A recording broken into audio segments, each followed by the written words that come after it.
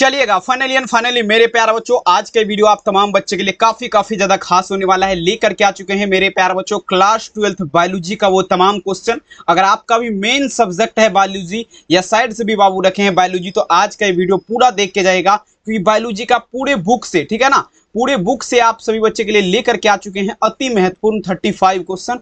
पूरा क्लास जरूर देख के जाएगा और चैनल को सब्सक्राइब जरूर कर लीजिएगा। और देखिए, इंटरमीडिएट एग्जामिनेशन 2027 का पेपर ऐसा ही दिखने वाला है। परीक्षा हॉल में बायोलॉजी जीव विज्ञान यहाँ पर लिखा गया है, कोई दिक्कत वाली बात नहीं, ठीक है। और परीक्षा हॉल में अगर देखा जाए तो 1 से लेकर के 70 तक क्वेश्चन रहेगा, जिसमें से किन्हीं 35 का ही उत्तर देना, और सभी क्वेश्चन बाबू ये आपका मॉडल पेपर पर आधारित होने वाला है, ठीक है।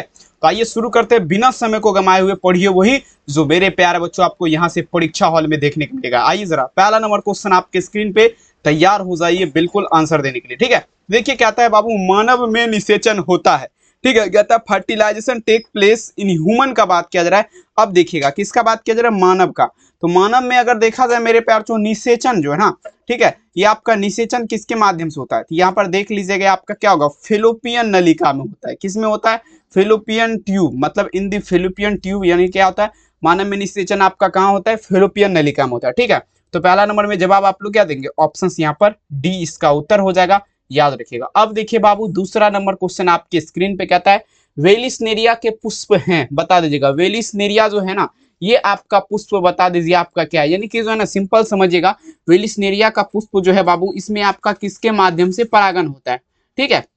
तो देख लीजिएगा, वेलिसनेरिया का जब भी बात होगा, ये पुष्प जो है ना बाबू, इसमें आपका क्या होता है, जल परागित होता है, ठीक है। क्या होगा, जल परागित हो जाएगा, समझ रहे ना, जल परागित हो जाएगा, याद रखेंगे। वेलिसनेरिया के पुष्प आपका क्या होगा, जल परागित हो जाएगा, समझ रहे ना। तो यहाँ पर आप लोग क्या चलेंगे, दूसरा नंबर में जवाब ऑप्शन नंबर यहाँ पर हो जाएगा, ठीक है। यहाँ पर ऑप्शन यहाँ पर सी हो जाएगा, ठीक है। अगला क्वेश्चन देखिएगा बाबू, नेक्स्ट क्वेश्चन देखिए आपके स्क्रीन पे, तीसरा नंबर क्वेश्चन क्या कहता है, एनोट्रोपस विजांड होता है, ठीक है ना। आप देखिए, देयर इज एनोट्रोपस ओव्यूल का बात किया जा रहा है। तो देख लीजिए बाबू, एनोट्रोपस विजांड जो है ना, ये पूछा जा रहा है कैसा होता है, 3 नंबर में जवाब दीजिएगा। तो ये आप लोग क्या दीजिएगा, तो ये आपका हो जाएगा बाबू, उल्टा हो जाएगा। कैसा होता है एनोट्रोपस विजांड, तो ये आप लोग का उल्टा होता है मेरे प्यार चो, ठीक है, इन्वर्टेड जिसे बोला जाता है। 3 नंबर में जवाब आप लोग क्या दीजिएगा, ऑप्शन यहाँ पर बी हो जाएगा, ठीक है।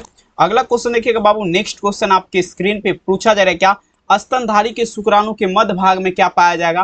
देख लीजिएगा मेरे प्यार चो, स्तनधारी जो है, ठीक है, किसका बात किया जा रहा है, स्तनधारी का, ठीक है। तो स्तनधारी जो है, ये शुक्राणु का, इसका शुक्राणु जो होता है, इसके मध्य भाग में बता दीजिएगा आपका क्या पाया जाएगा, सभी बच्चे लगा दीजिएगा, ठीक है। तो देख लीजिएगा, स्तनधारी के शुक्राणु के मध्य भाग में आपका क्या पाया जाएगा, ये आपका पाया जाएगा माइटोकॉन्ड्रिया, ठीक है। क्या पाया जाएगा, mitochondria, power house of the cell, ठीक है। चलेंगे, याद रखेंगे क्या होगा, 4 नंबर में आंसर आप लोग क्या चलेंगे, ऑप्शन यहाँ पर सी इसका उत्तर हो जाएगा, ठीक है। चलेंगे, अगला क्वेश्चन देखिएगा, नेक्स्ट क्वेश्चन देखिए आपके स्क्रीन पे पूछा जा रहा है, क्या मानव मादा का गर्भकाल बता दीजिए आपका है, ठीक है। देख लीजिएगा, यहाँ पर देखिए पूछा जा रहा है, 2017 के एग्जाम का पूछा गया क्वेश्चन है, ठीक है ना। अब देखेंगे मेरे प्यारो, ठीक है, अब देखेंगे जीस्टिपेशन पीरियड इन ह्यूमन फीमेल का बात किया जा रहा है। मतलब देखा जाए मेरे प्यारो, मानव मादा का जो है ना गर्भकाल पूछा जा रहा है, कितने माह का होता है, ठीक है। यहाँ पर देख लीजिएगा, गर्भकाल का अगर देखा जाए मेरे प्यारो, तो ये 9 माह का होगा। 9 माह अगर देखा जाए तो यह 9 महीना, इसको दिन में कन्वर्ट करेंगे तो 30 दिन होता है, ठीक है। तो 30 गुना 9, मतलब देखेंगे 3 तिया 9, यानी कि 270 दिन, ठीक है ना। यहाँ पर देख लीजिएगा ऑप्शन क्या होगा, सी इसका आंसर हो जाएगा। अगला क्वेश्चन देखिए, कहता है बाबू, निषेचन क्या है, व्हाट इज द फर्टिलाइजेशन का बात किया जा रहा है, ठीक है। काफी इंपोर्टेंट क्वेश्चन है, और 2019 में आपका पूछा भी गया क्वेश्चन है, ठीक है। तो देखिए बाबू, निषेचन का जब भी बात होगा, ठीक है, निषेचन जो आपका है, ये आपका हो जाएगा अंडा तथा न्यूक्लिक का संयोजन, ठीक है। अंडा तथा न्यूक्लिक का संयोजन, यहाँ पर देख लीजिएगा 6 नंबर में जवाब आप लोग क्या चलेंगे, ऑप्शन नंबर यहाँ पर ए इसका उत्तर होगा, याद रखिएगा, ठीक है। चलिए, अगला क्वेश्चन देखिएगा बाबू, नेक्स्ट क्वेश्चन आपके स्क्रीन पे, मेंडल ने प्रस्तावित किया, काफी इंपोर्टेंट ये भी है, संभावित क्वेश्चन है, और देख लीजिए 2017 के एग्जाम में आपका पूछा गया क्वेश्चन है, ठीक है। मेंडल हैज पूछा जाए मेरे प्यार, प्रपोज्ड बाय। अब देखेंगे मेंडल ने जो आपका जो है ना, ये आपका क्या प्रस्तावित किया था।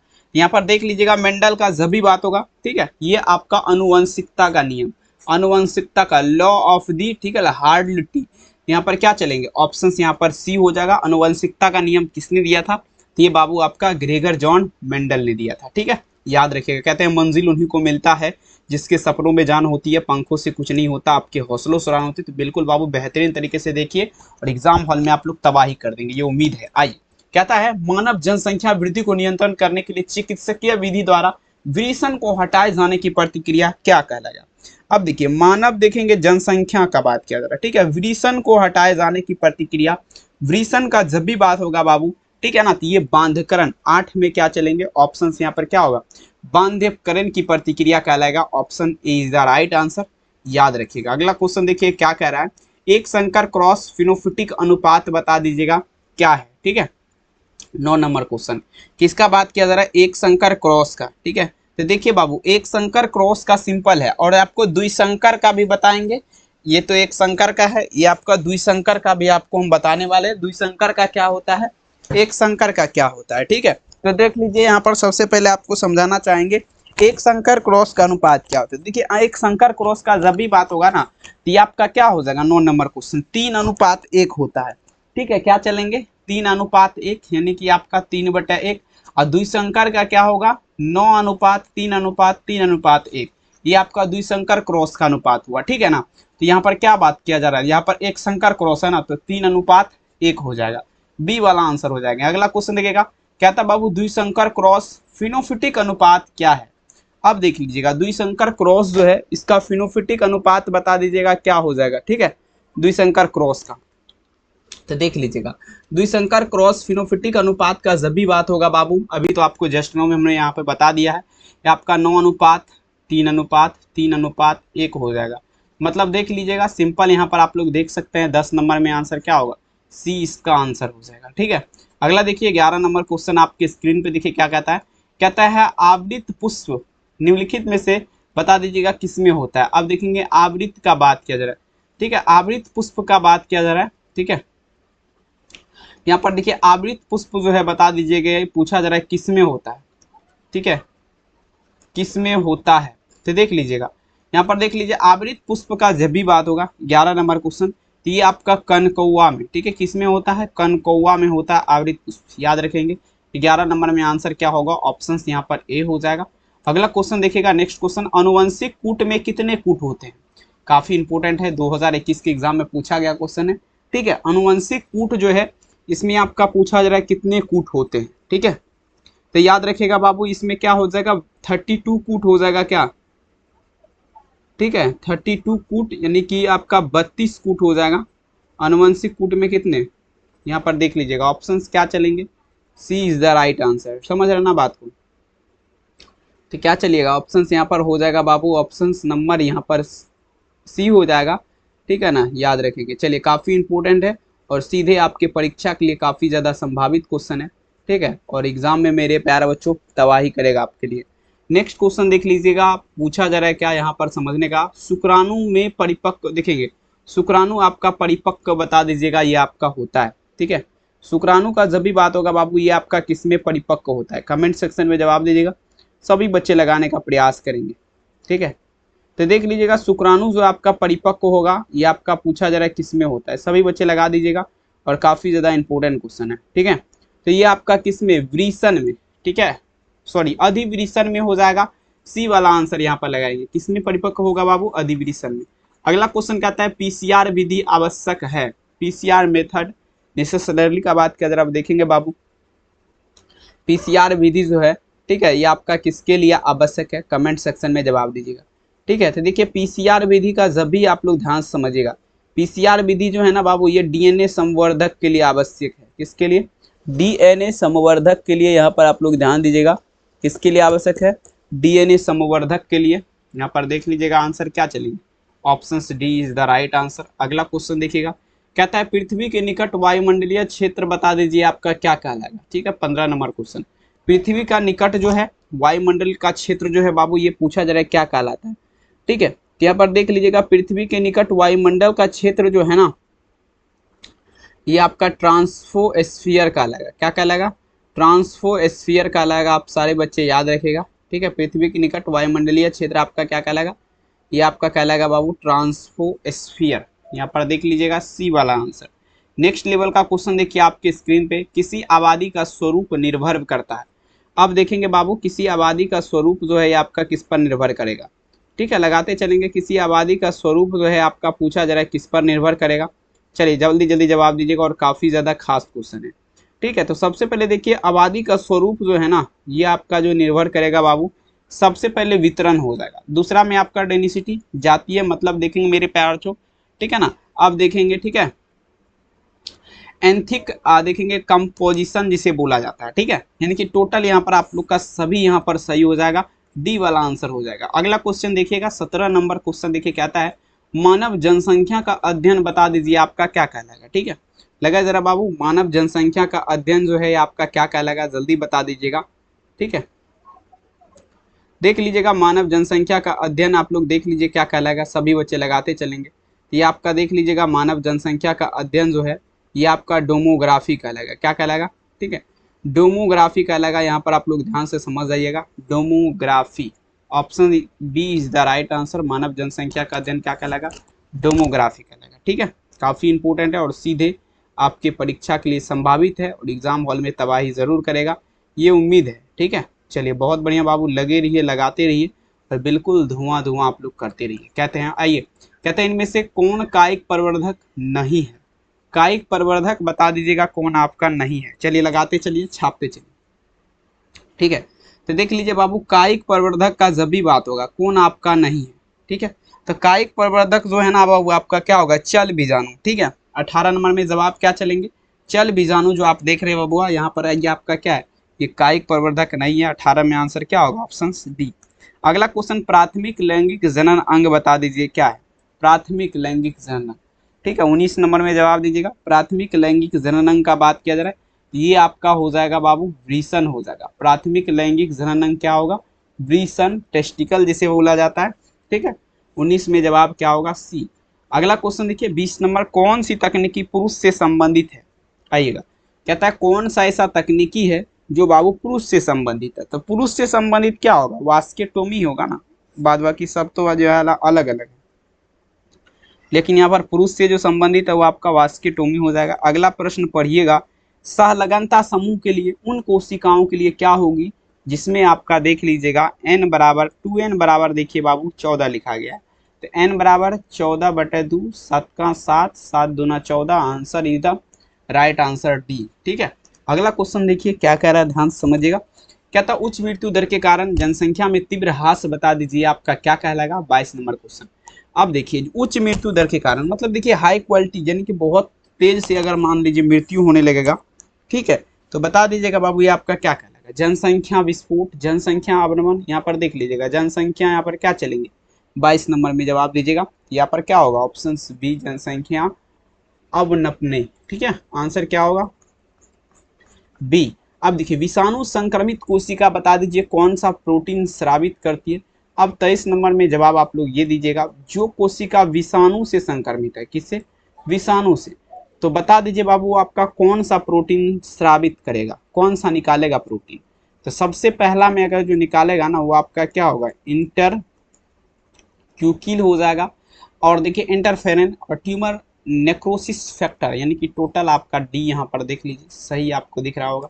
अगला क्वेश्चन कहता है फाइलेरिया रोग का वाहक बता दीजिए क्या है, सभी बच्चे 24 नंबर क्वेश्चन।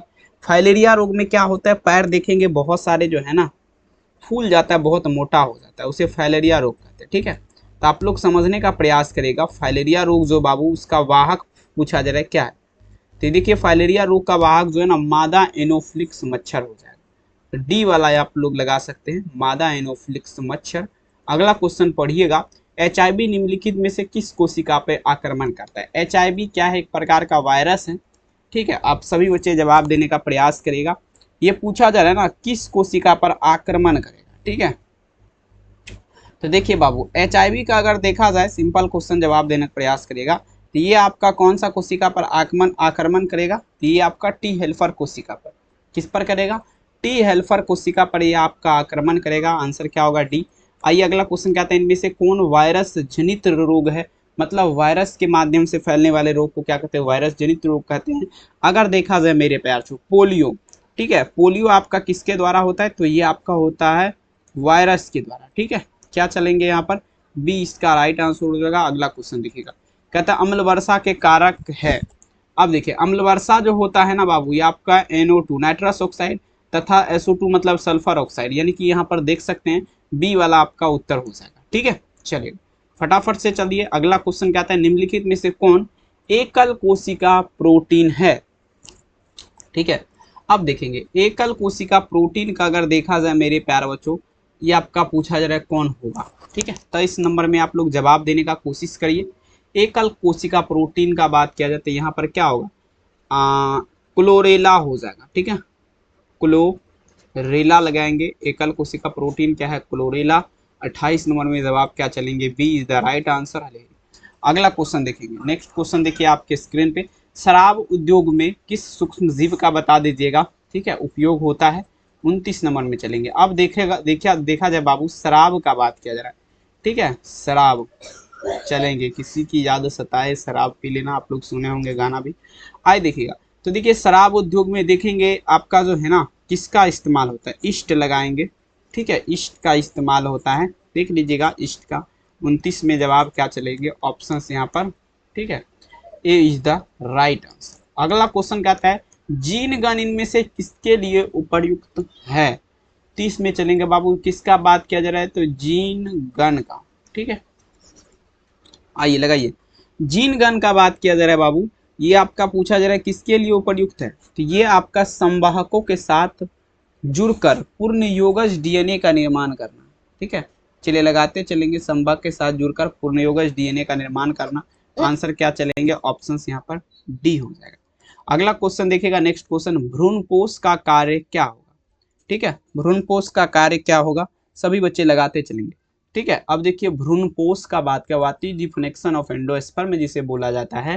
ठीक है, तो देखिए यहाँ पर देखिए बहुत सारे शिक्षक क्या करते हैं, सारा आंसर लगवा देते हैं, लेकिन हम आपको वो सब नहीं करवाएंगे। यहाँ पर जो रियल आंसर है वही बताएंगे। भ्रूणपोष का कार्य जो होगा बाबू, ये सिंपल है, भ्रूण को, ठीक है, ये आपका भ्रूण को क्या करता है, पोषण देता है। ठीक है ना, पोषण देना। ठीक है, तो यहाँ पर देख लीजिएगा बी वाला आंसर आप लोग लगा सकते हैं, राइट आंसर। अगला क्वेश्चन देखिए कहता है इनमें से किसका पुष्पासन खाया जाता है, किसका बात किया जा रहा है।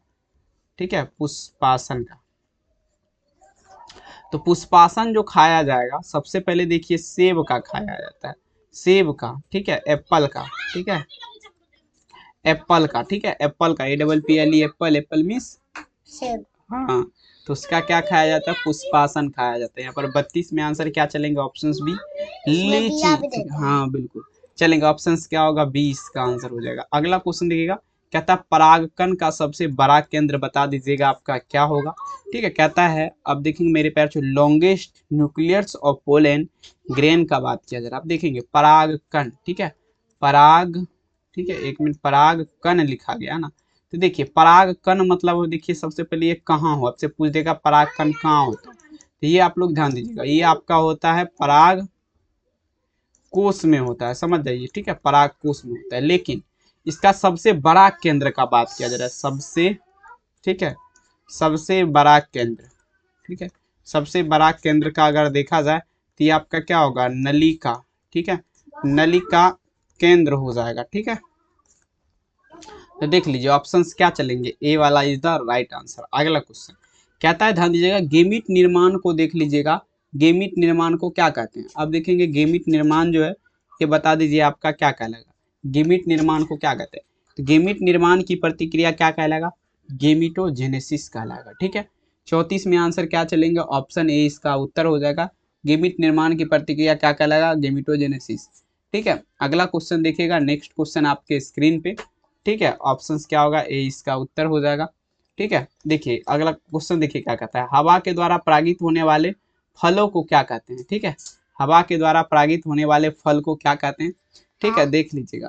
ठीक है, तो देख लीजिए हवा के माध्यम से जो परागित होगा फल, ठीक है, आपका बता दीजिएगा क्या कहलाएगा। ठीक है, तो देख लीजिए हवा के माध्यम से परागित होने वाले फल को क्या कहेंगे, 35 नंबर क्वेश्चन जवाब दीजिएगा, तो ये आपका कहलाएगा वायु परागित। ठीक है, बी इसका उत्तर हो जाएगा। अगला क्वेश्चन कहता है जनसंख्या वृद्धि का दुष्परिणाम क्या है। सबसे पहले देखिए जनसंख्या बहुत ज्यादा जब अधिक संख्या में बढ़ जाएगा, ठीक है, तो पूछा जा रहा है उसका दुष्परिणाम के बारे में बताइए। तो सबसे पहले अगर देखा जाए उसका दुष्परिणाम जो होगा वो आपका हो जाएगा आय में क्या होगा, आय में कमी।